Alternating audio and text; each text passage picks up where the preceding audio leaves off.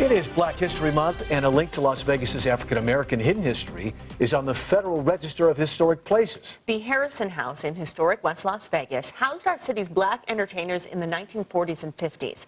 Nia Wong tells us how segregation created a refuge while carving out a place in history. Tucked away in the historic West Side is a humble home which embraced some of the biggest musical acts who weren't welcome to stay among the bright lights of the Strip.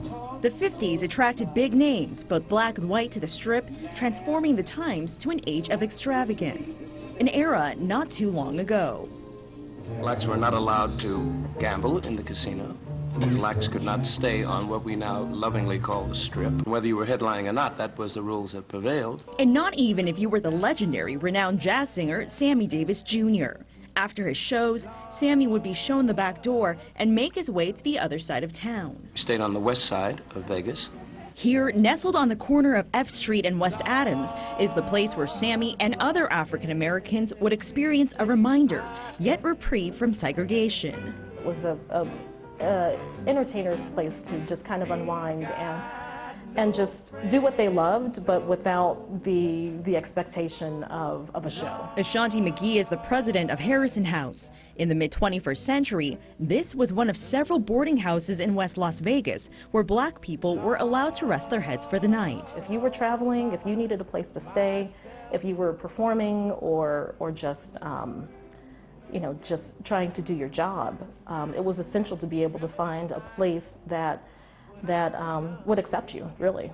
Since the 1940s, McGee says black businessmen, travelers, couples seeking divorces, and other famous artists have graced the halls of Harrison House. There was a story that I had read about a woman who remembers that as a child, she, as well as a few other children, would see Nat King Cole at the at the porch in front of the house, just kind of minded his own business, and eventually the children would come up to him and talk to him, and they would actually show him their report cards and tell them how they were doing in school, and so he would always congratulate them.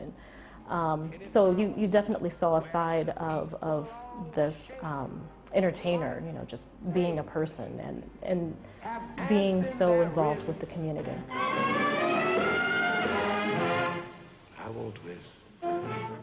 No matter what race you were, everyone was welcome at the Harrison House. Even a wily group of famous friends who would visit Davis here and eventually pressure the Sands Casino into allowing African Americans to stay and work in the now defunct hotel. An event part of a chain reaction eventually leading to the desegregation of the Strip. I saw it do this thanks to good people within the community. Nia Wong, 8 News Now.